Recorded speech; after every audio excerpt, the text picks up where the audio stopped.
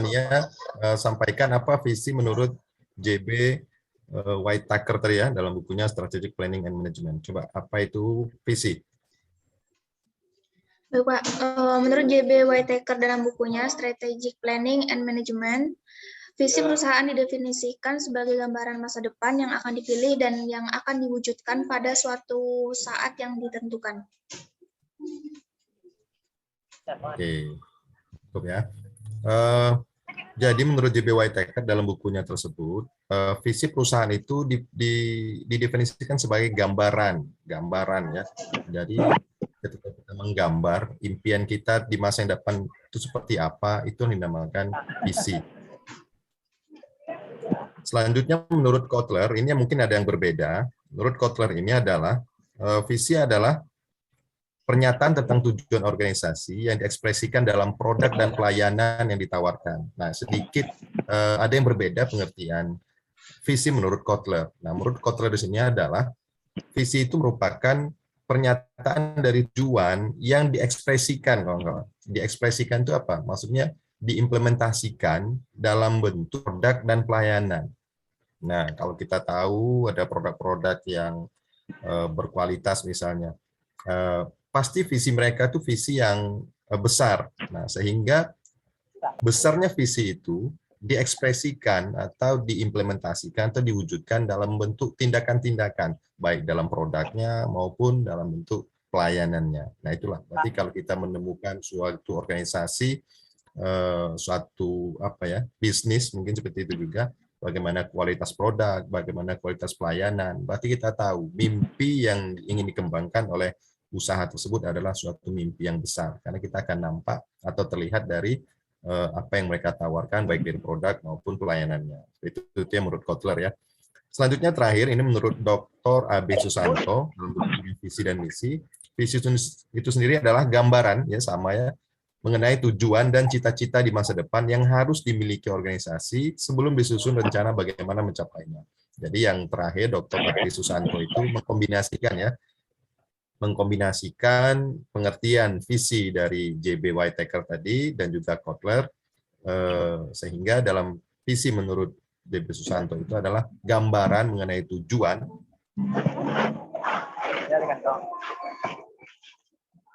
dan cita-cita masa depan yang harus dimiliki organisasi sebelum disusun rencana bagaimana mencapainya. Nah, lihat kata-katanya adalah sebelum disusun rencana bagaimana mencapainya.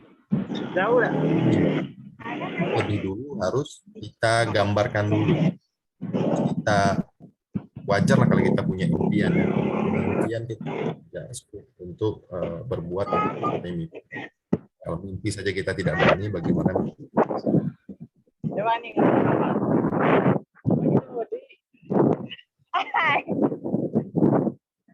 Teman yang lain yang mungkin dalam perjalanan dapat dikondisikan.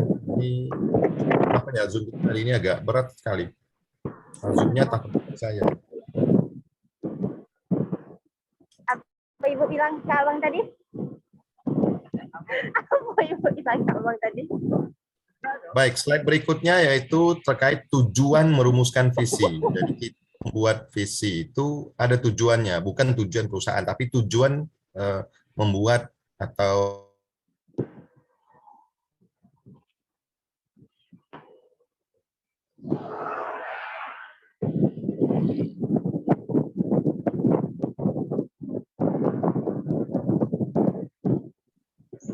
suaranya nggak ada, Pak.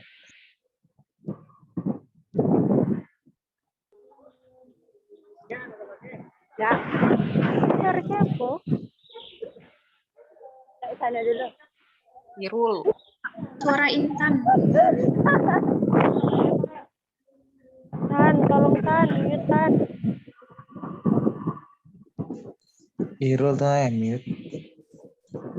Intan juga tuh lagi di jalan.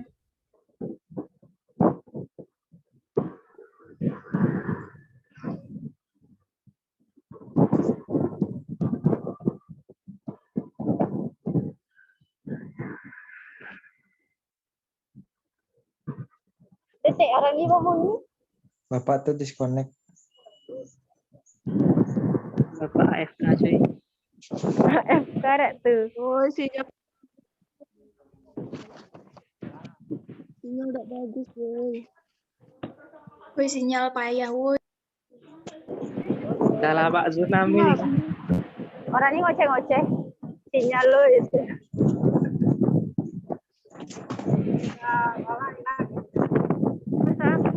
Ya, Neti. Loh.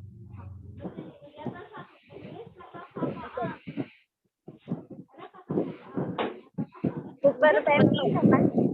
Lanjut lagi. Oke. Hah? Belum. Woi, sudah pada makan belum? Waso, woi, waso. Cara bukanya gimana gini?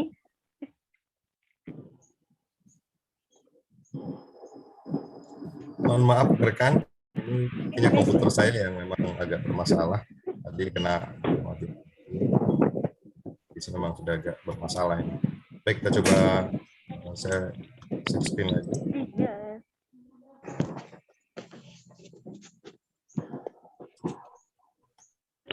Share. Apa kata tadi? Lanjut. Gimana kelihatan? Gue Bang Irul. Adira. Kelihatan, Pak. Kelihatan ya? Ya, Pak. Muncul. Baik, siapa hostnya? Juprizal. Biasanya kasih ke saya hostnya. Dikondisikan teman-teman yang mungkin dalam perjalanan atau dalam multitasking ya, dalam waktu bersamaan juga siapkan buka bersama mungkin. Silakan dikondisikan dulu. Udah belum? Kita lanjut dulu ya. Oke. Taruh dulu sampai sini. Kita lanjut lagi. Suara-suara Silakan bocor. lanjut lagi. Ngarapi ya. Nadia, Pak. Ya, seperti itu. Host saja, kalau host silakan dimatikan.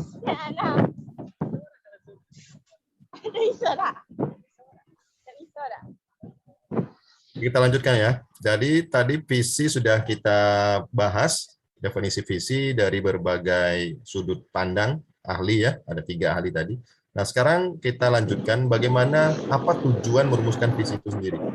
Coba saya ingin dengar suaranya. Joko Purwanto hadir. Silakan bacakan yang pertama.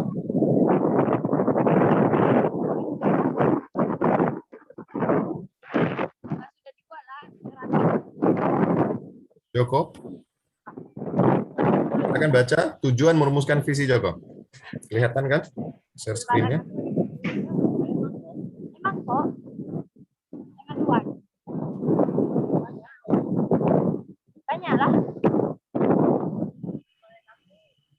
Hah? Aktifkan dulu. Mohon maaf, aktifkan dulu speakernya. Tidak bisa kami makannya. Saya kasihan lah.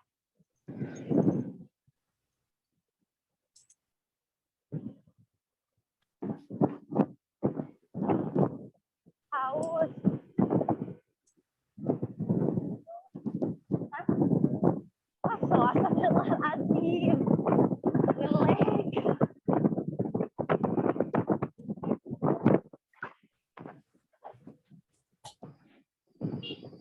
Izin, Pak. Ya, silakan. Saya yang membaca. Ya, silakan Puspita. Joko kayaknya enggak, suaranya enggak keluar. Silakan. Tujuan merumuskan visi ada 5.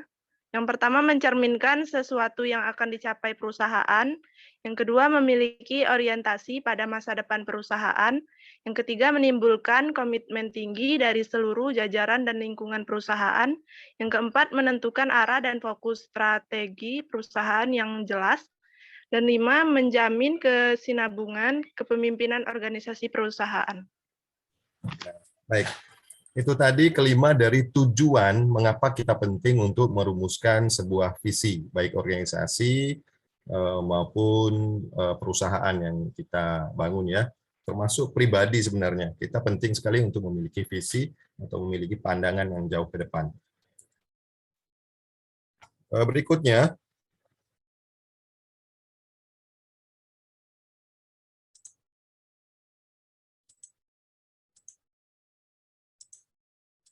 Berikutnya, terkait dengan manfaat visi ya. Nah, kalau tadi tujuan dari bagaimana mengapa kita merumuskan visi. Nah, sekarang ini adalah manfaat visi yang kita susun tersebut. Yang pertama, menumbuhkan komitmen dan semangat kerja karyawan. Nah, ini penting sekali bagaimana ketika visi itu selalu digaungkan dan apalagi sampai tumbuh komitmen dari dalam setiap karyawan. Nah, di situ nanti akan tumbuh semangat kerja karyawan. Nah, kalau sudah mulai lengah, biasanya kita akan kembali ke komitmen awal, yaitu ke visi bagaimana perusahaan itu dibuat atau karyawan ketika masuk ke dalam perusahaan tersebut. Nah, tentunya ketika kita memiliki visi yang sama dengan perusahaan, kita motivasi kita bekerja itu menjadi lebih mudah. Kecuali visi kita berbeda dengan visi perusahaan, nah itu biasanya terjadi ketimpangan dan beban ketika kita bekerja. Nah, ketika visi kita sama kan sering kayak gitu. Visi saya tidak sama atau orientasi kita tidak sama dengan bos misalnya, itu nanti akan terjadi kesenjangan dan terjadi hambatan-hambatan dalam memenuhi produktivitas sebagai karyawan. Yang kedua, menumbuhkan rasa kebermaknaan. Nah, itu tadi, ini juga kaitannya dengan yang saya sampaikan di depan tadi, terkait visi kita, jadi cita-cita kita dan cita-cita perusahaan atau tempat kita bekerja itu memiliki kesamaan. Jadi kita sebagai karyawan itu merasa bermakna. Oh ya, kita memiliki komitmen yang sama. Saya juga ingin perusahaan kita berkembang. Nah, disitulah karyawan memiliki rasa kebermaknaan hadirnya kita sebagai karyawan di dalam perusahaan tersebut. Yang ketiga, menjembatani keadaan perusahaan masa sekarang dan masa depan. Nah, dengan adanya visi, dengan kondisi sekarang, itu akan menjadi jembatan. Bagaimana kita akan selalu melangkah sesuai apa yang sudah kita rencanakan untuk mencapai visi dan misi kita. Nah, bagaimana visi dan misi yang baik itu disusun? Nah, di sini saya menggunakan pendekatan metode SMART. SMART ini bukan SMART itu kalau bahasa Inggris cerdas atau pintar ya. Tetapi SMART di sini merupakan akronim atau singkatan dari masing-masing hurufnya nanti. S-nya apa, M-nya apa, A-nya itu apa, R dan T sehingga menjadi satu kata SMART. Istilah metode SMART sendiri, SMART Goals, pertama kali diperkenalkan oleh Direktur Perencanaan di perusahaan Washington Power Water bernama George T. Doran pada tahun 1981 dalam makalah berjudul There is a Smart Way to Write Management's Goal and Objective. Nah, silakan diterjemahkan. There is smart way to write management's goals and objective. Nah, langkah-langkah cerdas, tapi ini sudah menjadi singkatan ya. Bagaimana menuliskan tujuan, ya, goals dan objektif itu kurang lebih sama ya. Jadi bagaimana menulis atau mencapai tujuan perusahaan. Nah, apa itu SMART? Nah, kita bahas satu persatu. S yang pertama yaitu spesifik. Nah, bagaimana kita membuat visi yang baik? Tentunya spesifik. Visi kita jangan kepanjangan. Jadi untuk memperlebar peluang tercapai tujuan atau target, buatlah tujuan yang spesifik dan jelas. Dengan begitu, kamu bisa lebih fokus dan merasa termotivasi untuk mencapainya. Jadi harus spesifik, khusus, seperti itu ya. Jadi kalau kita bergerak di usaha makanannya kulinernya kuliner apa? Makanan yang berat atau makanan sifatnya jajanan atau seperti apa? Kita harus fokus. Yang kedua, measurable. Measurable itu artinya terukur. Measurable.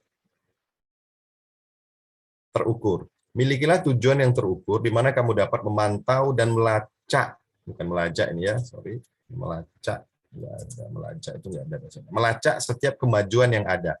Nah, yang dimaksud terukur di sini adalah kita dapat memantau, artinya stepnya kita sampai kemajuan kita sampai mana itu terukur, terlihat. Kalau hari ini kita bisa produksi 10 bahan baku 10 kilogram ikan segar yang kita olah jadi PMP misalnya. Sesuai visi dan misi kita berharap 3 tahun ke depan atau 1 tahun ke depan usaha kita melebar.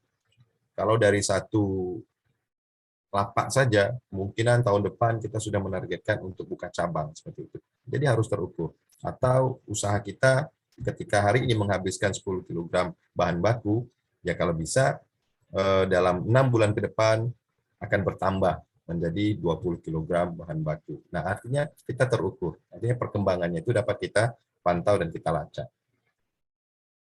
Yang ketiga, SMA, achievable. A-nya itu ya, achievable itu dapat dicapai. Atau bisa juga ada orang bilang yang lain itu assignment ya. Assignment ini ada penugasan. Nah, ini juga penting. Achievable ini artinya visi yang kita buat itu yang nggak muluk-muluk. Nah, harus juga realistis. Artinya ya jangan pula terbang terlalu tinggi, tetap membumi. Artinya tetap selain ya karena sudah tadi terukur, harusnya juga kita buat juga bahwa itu sesuatu yang dapat dicapai juga. Nah, kalau dengan assignment ini adalah penugasan kawan-kawan. Jadi ketika kita bercita-cita seperti tadi membuka cabang baru dan lain sebagainya, kita juga penting memikirkan siapa SDM-nya atau orang-orang yang akan bertugas untuk itu. Nah, ini juga penting untuk penugasan ini pada orang-orang yang betul-betul ahli. Nah, berikutnya, R berikutnya adalah relevan atau realistis tadi. Pastikan bahwa tujuan yang ingin kamu capai adalah penting dan selaras dengan tujuan lain yang relevan seperti dengan nilai diri dan rencana jangka panjangnya. Dengan begitu kamu bisa tetap memegang kendali atas semua itu. Nah, ini relevan ya, harus nyambung ya, dan juga realistis. Realistis itu sama seperti tadi, achievable tadi yang itu maknanya kurang lebih sama dengan realistis. Artinya dapat tercapai. Nah, yang terakhir itu time bound atau timely atau tepat waktu, atau itu saya bilang tadi, dalam waktu 5 tahun, usaha saya harus berkembang, setidaknya dapat membuka cabang di tempat baru. Nah, seperti itu. Nah, itu harus terukur, berarti dalam 5 tahun. Tapi kalau dalam 5 tahun, bisa saja dalam 3 tahun sudah bisa berkembang, seperti itu. Tapi tetap ada ukuran waktunya. Ini juga terkait tadi dengan poin yang smart M yang tadi ya, yang kedua itu measurement atau terukur, seperti itu. Nah, itulah bagaimana cara kita membuat visi yang baik. Nah, statementnya itu tidak banyak. Kalau membuat visi, jangan kepanjangan statementnya, sehingga yang semua ini harus masuk. Kita bisa menganalisa dari statement yang sederhana, dari ke singkatan ini tadi, S, M, A, R, dan T, singkatan dari SMART ini, semua harus tercover dalam narasi bahasa yang singkat. Jadi tadi disampaikan di pengertian visi ya, merupakan pernyataan. Nah, pernyataan singkat terkait bagaimana tujuan besar yang ingin kita capai. Seperti itu. Berikutnya terkait dengan misi. Kalau tadi sudah kita bicara terkait visi, nah sekarang kita bicara tentang misi perusahaan. Ini juga ada beberapa ahli terkait dengan pengertian misi itu sendiri. Yang pertama, menurut Peter Drucker, pada dasarnya misi merupakan alasan yang mendasar eksistensi suatu organisasi. Pernyataan misi organisasi, terutama di tingkat unit bisnis itu yang di bawah ya, menentukan batas dan maksud aktivitas bisnis perusahaan. Jadi perumusan misi merupakan realisasi yang akan menjadikan suatu organisasi mampu menghasilkan produk dan jasa berkualitas yang memenuhi kebutuhan, keinginan, dan harapan pelanggannya. Nah, kalau tadi divisi itu bagaimana tujuan besarnya, ya, dalam bentuk narasi yang singkat, mimpinya seperti apa. Nah, kalau misi ini adalah lebih kepada langkah-langkah untuk mencapai itu. Nah, pada unit-unit yang lebih kecil, seperti itu. Menurut Wibisono, misi merupakan rangkaian kalimat yang menyatakan tujuan dan alasan eksistensi organisasi yang memuat apa yang disediakan oleh perusahaan kepada masyarakat, baik berupa produk ataupun jasa. Nah, ini kalau menurut Wibisono, rangkaian kalimat menyatakan tujuan dan alasan eksistensi. Nah, misalnya perusahaan ekspedisi, si cepat, misalnya seperti itu ya. Visinya apa? Menghadirkan paket atau kiriman secepat kilat, seperti itu ya. Di situ harus diterangkan juga dalam bentuk misi. Nah, alasan eksistensi organisasi memuat apa yang disediakan oleh perusahaan. Ketika visinya seperti itu, dia akan mengantarkan paket atau barang secepat kilat. Nah, produknya apa? Paketnya apa? Nah, produknya seperti one day service, artinya paket yang dikirim hari ini juga sampai. Entah seperti apa caranya. Nah, itu misi artinya ya. Jadi visi yang ingin dia capai tadi mengantarkan barang secepat kilat. Nah, misinya adalah apa yang dilakukan. Nah, itu diterjemahkan dalam bentuk produk atau jasa dari usaha itu sendiri. Sedangkan menurut Dr. A.B. Susanto yang juga tadi mendefinisikan visi, misi itu adalah bagaimana untuk menghadiri impian perusahaan atau organisasi menjadi kenyataan. Nah, kalau tadi visi itu berupa mimpi, nah, sedangkan misi ini adalah menghadirkan impian tadi itu dalam bentuk kenyataan. Nah, dalam bentuk langkah-langkah atau usaha-usaha yang dilakukan oleh perusahaan.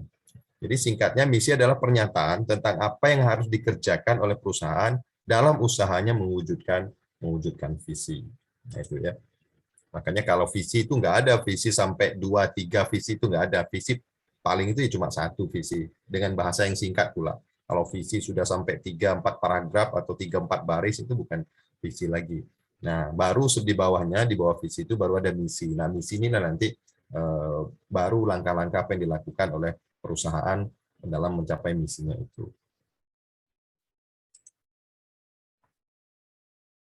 Berikutnya terkait manfaat misi. Kalau tadi juga visi yang kita susun itu memiliki manfaat, begitu juga dengan misi. Manfaatnya yang pertama, memastikan tujuan dasar organisasi. Yang kedua, memberikan basis atau standar untuk mengalokasikan sumber daya di organisasi. Yang ketiga, memfasilitasi penerjemahan tujuan menjadi struktur kerja yang melibatkan penugasan hingga elemen tanggung jawab dalam organisasi. Jadi manfaat misi ini lebih kepada teknis ya. Jadi kita memastikan tujuan organisasi dapat tercapai dengan adanya misi-misi yang kita susun. Yang kedua, memberikan basis atau standar mengalokasikan sumber daya manusia atau sumber daya organisasi. Jadi di misi yang kita susun ini, statementnya kita memberikan standar sumber daya yang kita miliki apa saja. Nah, oleh karena itu nanti akan dibagi, misi 1, misi 2, misi 3. Nah, kita bagi habis kepada sumber daya organisasi yang kita miliki. Yang ketiga, memfasilitasi penerjemahan tujuan menjadi struktur kerja. Nah, ini tadi ya, sudah di sumber daya yang dibagi. Nah, yang ketiga ini memfasilitasi penerjemahan tujuan menjadi struktur kerja yang melibatkan penugasan hingga elemen tanggung jawab dalam organisasi. Nah, dengan misi ini sampai pada level bagaimana penugasan orang-orang yang bertanggung jawab dalam mencapai visi yang kita susun. Nah, itu diterjemahkan dalam misi-misi yang kita susun. Seperti itu ya. Termasuk juga yang bertanggung jawab dalam usaha-usaha itu. Seperti kalau perguruan tinggi itu ada Tridharma perguruan tinggi. Nah, itu akan jelas visi perusahaan, visi kampus terkait Tridharma perguruan tinggi. Nah, misinya itu jelas, mengadakan pendidikan dan pengajaran. Nah, itu ada orangnya. Jadi ada sumber daya akan mengelola itu. Selanjutnya ada penelitian, riset, dan ketiga adanya pengabdian masyarakat. Dan itu sudah kita siapkan sehingga kita lebih mudah memahami, lebih mudah mencapai apa yang kita impikan, apa yang kita susun di dalam statement visi dan misi kita. Itu manfaatnya, salah satu manfaatnya. Yang terakhir yaitu merumuskan tujuan. Nah, ini tujuan. Tujuan itu apa? Tujuan itu hasil akhir yang ingin dicapai perusahaan. Nah, berbeda ya kalau semua perusahaan dipastikan ingin mencapai keuntungan. Ini namanya bisnis ya. Tapi tidak pernah perusahaan itu membuat visinya kami akan mengeruk keuntungan sebesar-besarnya. Tidak seperti itu statement visi. Tapi kalau tujuan ya pasti seperti itu. Nah, seperti perjalanan kamu dari rumah. Tujuannya adalah mencari ilmu. Nah, seperti itu. Kalau visinya apa? Visinya tentu jauh lebih ke depan lagi. Nah, seperti itu. Sedangkan tujuan sendiri dibagi 3, tujuan jangka pendek, jangka menengah, dan jangka panjang. Ini disesuaikan. Kalau periodisasinya itu sampai 5 tahun, itu biasanya jangka panjangnya itu ya 5 tahun ke atas. Nah, biasanya repelita, kalau zaman Orde Baru ya, kawan-kawan mungkin pernah dengar istilah repelita, rencana pembangunan 5 tahun. Nah, itu termasuk jangka menengah. Yang jangka panjang itu biasanya dirumuskan dalam GBHN itu. Kalau kalian belajar sejarah Republik ini itu ada tujuan jangka panjang dinamanya GBHN, garis-garis besar haluan negara. Itu GBHN. Itu bisa sampai 20 sampai 30, 40, 50 tahun yang akan datang. Itu ditetapkan. Itu zaman Orde Baru. Wajar saja mereka berkuasa sampai 32 tahun. Karena memang mereka sudah susun itu sebenarnya. Nah, selanjutnya jangka menengah. Jangka menengah itu mereka buat namanya Repelita, rencana pembangunan 5 tahun. Jadi 5 tahunan kalau seperti priorisasi presiden, bupati, gubernur saat ini itu ya memang nggak bisa apa-apa sebenarnya dalam 5 tahun itu. Memang paling tidak itu memang harus dua periode dalam 10 tahun. Nah itu karena 5 tahun itu terhitung jangka menengah. Nah berikutnya itu tujuan jangka pendek. Jangka pendek itu sendiri ya diukur biasanya paling kecil itu 1 tahun sampai 2 tahun. Itu merupakan tujuan jangka pendek. Cara mengukur dan mendefinisikan keberhasilan setiap tujuan dengan kriteria, yaitu efisiensi, yang kedua efektivitas. Nah, ini dalam ilmu manajemen dulu selalu kita sampaikan apa itu efisiensi dan apa itu efektivitas. Nah, efisiensi itu membandingkan antara masukan dan hasilnya. Nah, artinya berapa misal kalau kamu kuliah, berapa berharganya uang yang kamu keluarkan untuk mendapatkan gelar ini, dan juga dengan peningkatan pengetahuan dan kompetensi kalian selama kuliah. Nah, itu akan dibandingkan. Ketika hasilnya akan sama saja ketika kalian kuliah di luar negeri, seperti itu, berarti kalian sudah efisien. Nah, seperti itu. Tapi ketika apa yang kalian keluarkan saat ini, hasilnya itu ya tidak sebanding, malah kalau luar negeri mungkin habis biaya banyak, tapi sebanding pula dengan pengetahuan segala macam. Nah, itu berarti tidak efisien. Nah, berikutnya efektivitas, membandingkan tingkat tercapainya tujuan. Tujuan kita capai itu sampai atau tidak. Ketika itu sudah sampai, apa yang sudah kita rumuskan, tujuan-tujuan itu tercapai, berarti efektif. Nah, kalau efisien itu membandingkan antara pengorbanan kita yang kita lakukan dengan hasilnya. Itu namanya efisiensi.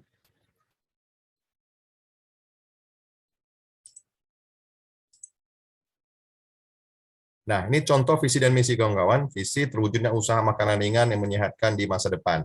Nah, ini menjadi ini nanti ya direfleksi sebagai tugas untuk hari ini, kawan-kawan.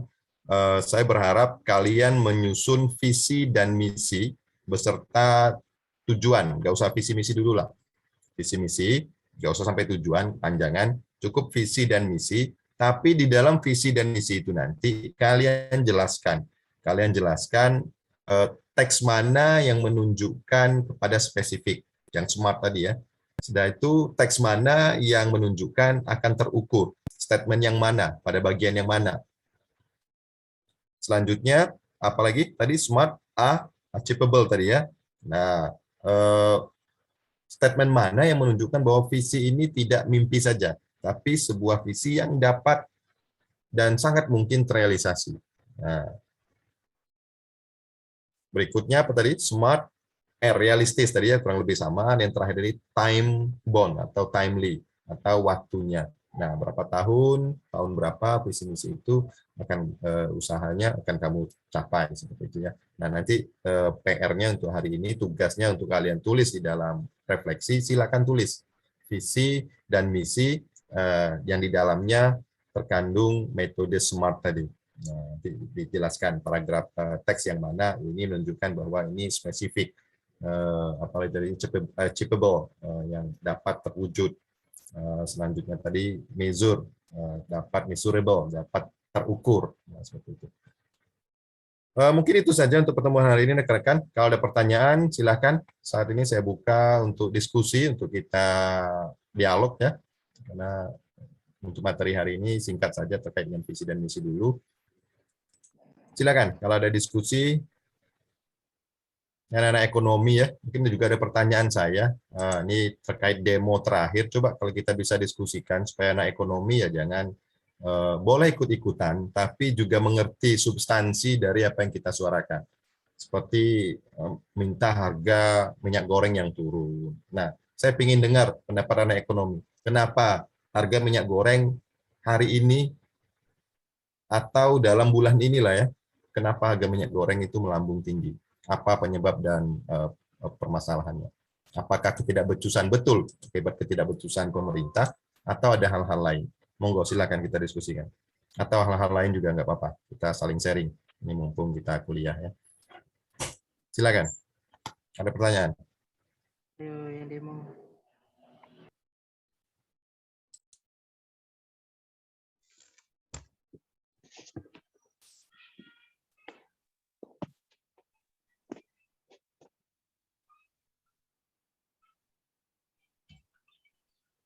Baik, baik Pak.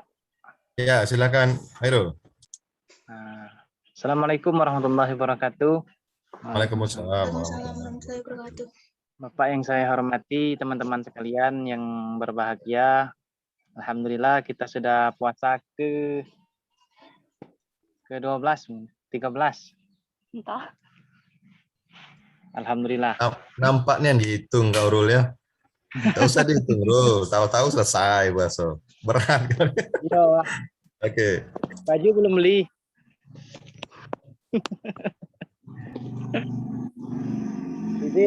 izin bertanya kepada Bapak tentang materi kita hari ini. Terkadang kita sudah mempunyai visi dan misi yang sudah diatur perencanaannya sejak awal. Tapi bagaimana cara kita minimalisir kendala ataupun kesalahan-kesalahan yang akan terjadi ketika kita menjalankan visi dan misi. Mungkin hanya itu, Pak. Sedikit pertanyaan dari saya. Oke. Terima Terkait kasih. pertanyaan tadi, Hairul, kenapa minyak goreng mahal? Sudah dianalisis belum anak-anak ekonomi ini? Kenapa harga BBM juga naik? Sudah dianalisis? Atau tidak mau tahu? Ini sudah salah pemerintah lah ini. Coba nanti saya ingin dengar diskusinya ya. Iya Pak, siap-siap. Oke. Ada yang lain? Yang lain ada mau menanggapi atau mencoba menjawab, merespon dari pertanyaan Hairul? Silakan. Ya nggak mesti harus saya jawab, tapi saya berikan kesempatan dulu kepada rekan yang lain. Joko, izin, ada Pak. pernyataan atau statementnya? Riza, silakan. Izin, Pak. Ya, silakan. Untuk masalah minyak goreng tadi, Pak. Ya, monggo, silakan. Nah, menurut saya kenapa minyak goreng itu bisa naik, Pak? Karena bahan yang digunakan untuk minyak goreng itu kan sudah mulai naik. Harga saham kita sudah mulai naik. Jadi sewajarnya aja barang minyak goreng itu menaik. Nah, kenapa kemarin terjadi kelangkaan? Yaitu tadi akibat dari bahan bakunya itu menaik, Pak. Makanya terjadi kelangkaan. Nah, makanya pemerintah melepaskan agar harga minyak goreng itu naik, agar apa? Semua bisa memproduksinya, Pak. Nah, itu. Makanya kalau untuk masalah minyak goreng diturunkan, saya kurang setuju sih masalah demo kemarin, Pak. Gitu. Cuma kalau masalah yang katanya batu bara itu, ya emang sih gitu. Posisi jalan tuh emang sempit gitu. Nah, itu, Pak. Iya. Itu dari saya, Pak. Baik. Baik, pendapatnya saya apresiasi Joko, itu ya itu mahasiswa kayak gitu ya. Artinya melihat problem yang hadir di tengah kita itu ya harus cari dulu. Kita runut ke belakang. Mengapa sih minyak mahal? Ya anak-anak milenial enggak sulit saya rasa untuk dapatkan informasi ya. Nah, tinggal buka harga minyak goreng dunia. Apa cuma kita yang mahal? Atau ini seluruh dunia yang seperti ini? Kalau cuma kita minta turun ini kan agak lucu.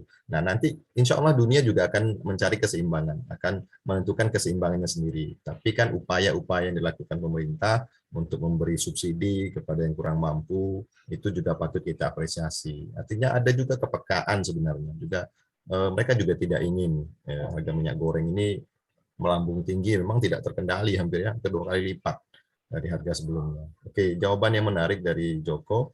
Yang lain saya tunggu juga pendapatnya kalau mau berpendapat. Nah, untuk menjawab pertanyaan dari Hairul Anwar, ada yang lain mau menjawab bagaimana mencapai visi misi kadang kesulitan ya Hairul ya, di tengah jalan kadang tidak sesuai. Nah, bisa jadi visi misi yang kita susun itu tadi ya mungkin belum apa ya, karena belum belajar sehingga visi misinya itu tadi tidak sesuai dengan metode SMART tadi. Sehingga mimpinya itu ketinggian. Nah, itu. Kalau metode SMART tadi kan jelas. Yang pertama dia harus spesifik, dia harus measurable, harus dapat terukur. Yang kedua harus achievable dan relevan, harus nyambung lah. Nah, yang ketiga timely atau time bound. Ada waktu untuk mencapai itu, ada kesempatan waktu. Nah, ini mungkin yang belum kita susun dengan baik.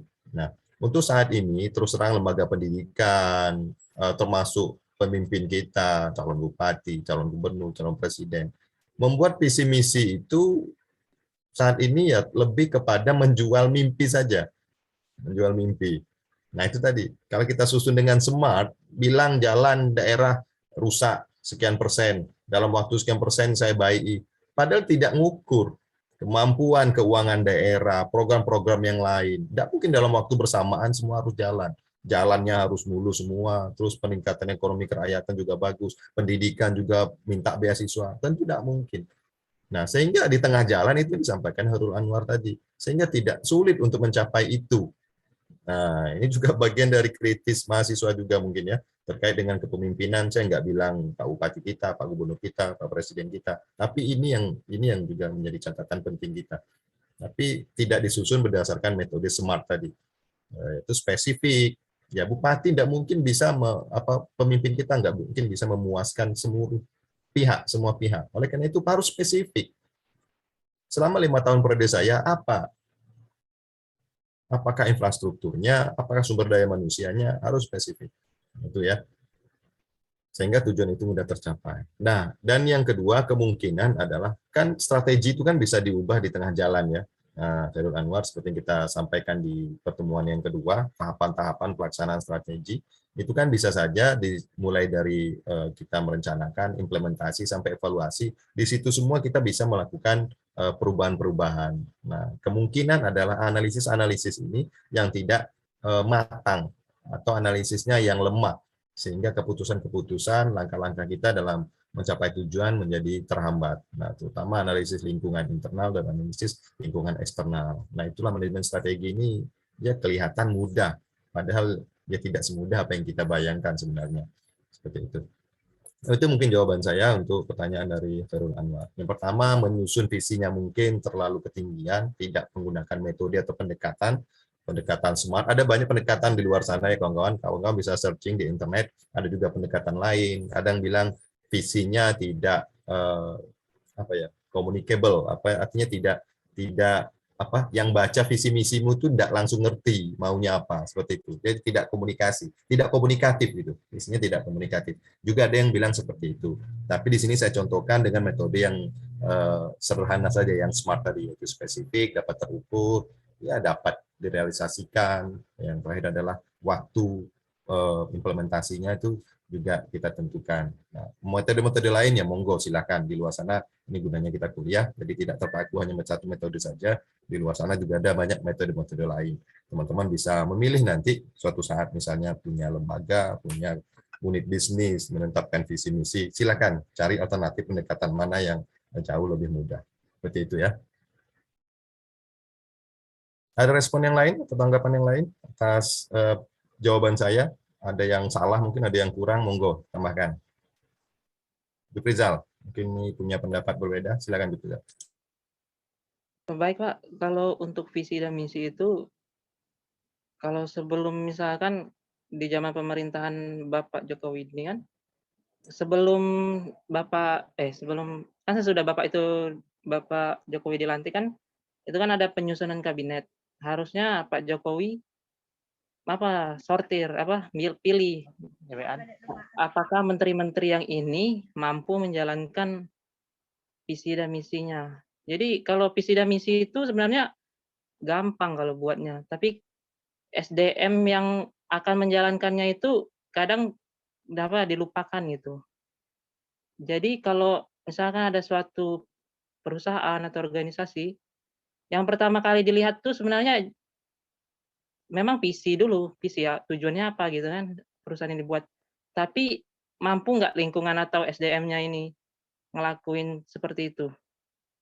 Yang kami contoh Pak ya, kalau di organisasi kemahasiswaan, kami paling salut sama organisasi, kalau di Batanghari ya PIK-R Pak ya. Sama dengan kalau di tingkat provinsi KSPM Unja. Karena kesulitan itu memang tumbuh dari mereka. Jadi kemauan untuk menjalankan visi dan misi itu memang sejalan gitu, Pak. Sampai kemarin kayak KSPM Unja mengundang Bapak Sandiaga Uno sebagai pembicara. Berarti itu ada komitmen besar berarti kalau visi misi mereka itu kan menjalankan dan mengintegrasikan ilmu investasi ke dalam masyarakat dan mahasiswa. Jadi kan mereka tuh memang menjalankan integritasnya sebagai sebuah organisasi. Tapi kalau untuk sebuah perusahaan biasanya itu dipengaruhi dari, kalau visi dan misinya tidak berjalan baik, itu dipengaruhi dari HRD, Pak. Jadi kalau ada perekrutan karyawan atau perekrutan ada yang mau naik pangkat, maka di situ kunci dari visi misi itu berhasil atau tidak. Kalau yang direkrut atau yang dipilih itu sesuai, maka visi itu akan jalan dan tujuan perusahaan atau organisasi itu akan bagus. Begitu, Pak. Terima kasih. Terima kasih, menarik sekali pendapat dari Jufrizal ya. Saya apresiasi juga. Betul apa yang disampaikan Jufrizal tadi, bahwa presiden dibantu menteri, gubernur, bupati dibantu oleh tenaga-tenaga teknisnya, kepala dinas dan segala macam. Nah, kadang ini yang tidak nyambung. Bupatinya memiliki visi besar, gubernurnya memiliki visi besar, begitu juga dengan presiden memiliki visi besar. Tapi yang menerjemahkan visi misi itu di bawah, di lapangan, yang dijalankan oleh unit-unit teknisnya itu kadang tidak nyambung. Seperti itu ya. Nah, kalau kita kembali ke metode SMART tadi, kawan-kawan, di sini kan saya sampaikan, S tadi spesifik, M-nya measurable atau terukur, A-nya itu achievable, dapat dilaksanakan. Nah, A-nya itu juga selain achievable juga bisa assignment atau penugasan. Nah, ini tadi yang saya sampaikan tadi. Artinya penugasan orang-orang yang akan menjalankan visi misi itu tidak pada orang yang tepat. Nah, saya sepakat dengan Jufrizal tadi ya. Penting sekali memang visi misi itu ditugaskan kepada orang-orang yang pada akhirnya mampu berbuat sesuai apa yang menjadi cita-cita dari top leader kita atau pemimpin kita. Kadang visi yang pemimpin kita itu sudah benar sebenarnya. Misinya besar, visinya besar untuk kesejahteraan segala macam. Tapi implementasi di dalam atau di bawah tidak sesuai apa yang kita harapkan. Nah, tentu itu juga terkait juga dengan ya politik itu tidak seindah apa yang kita bayangkan. Punya kuasa, apalagi di zaman demokrasi. Disinilah kekuatan politik praktis itu, kawan-kawan. Kalian mungkin belum menghadapi kondisi yang seperti itu, tapi kondisi politik itu sangat mempengaruhi. Sehingga yang terjadi apa? Sehingga terjadi adalah deal-deal politik.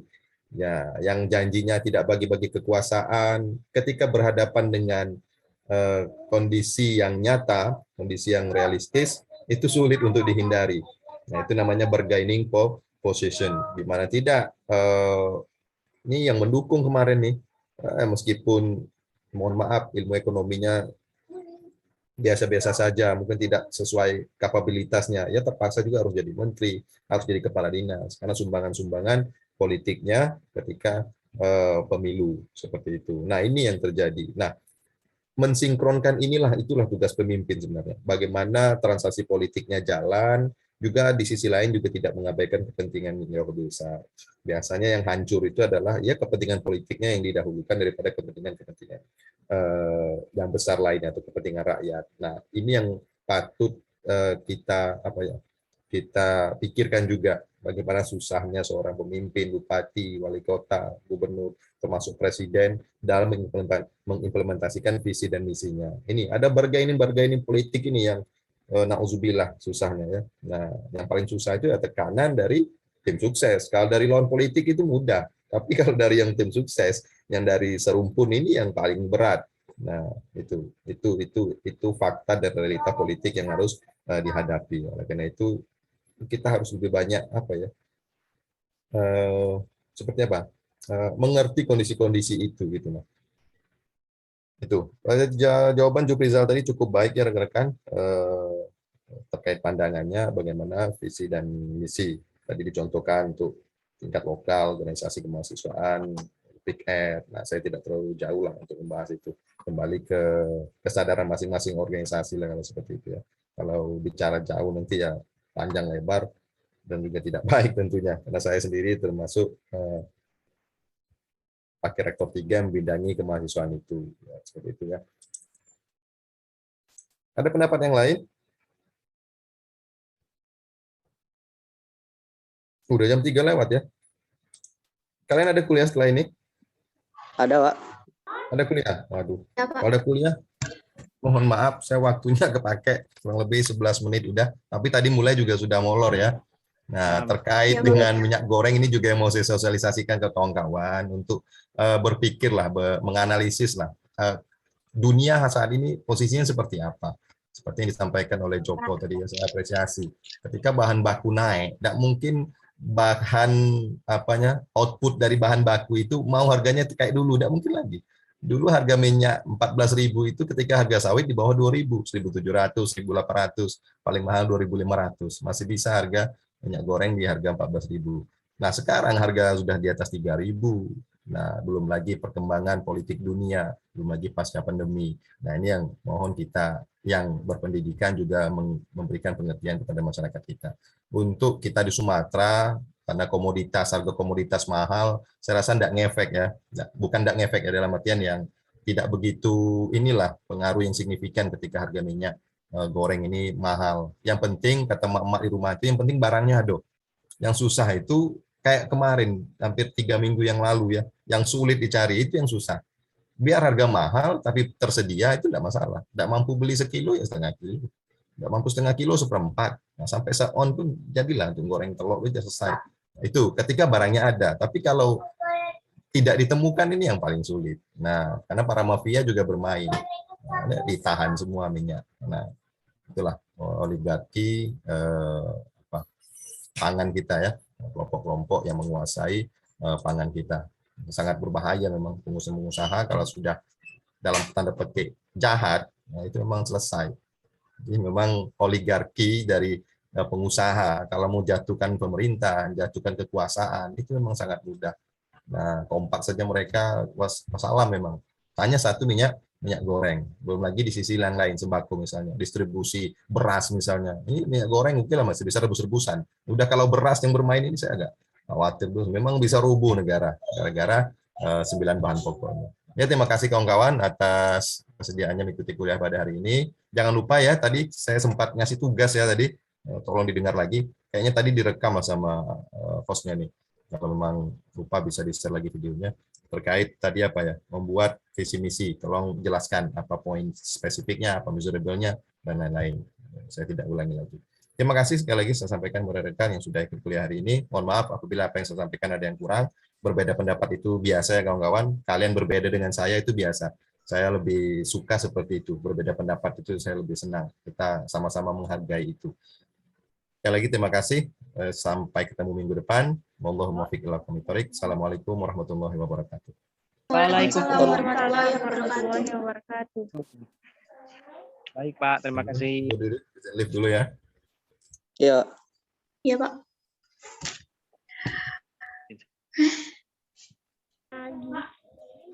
Udah, Apa tugas Woy. Bapak? Tugasnya tuh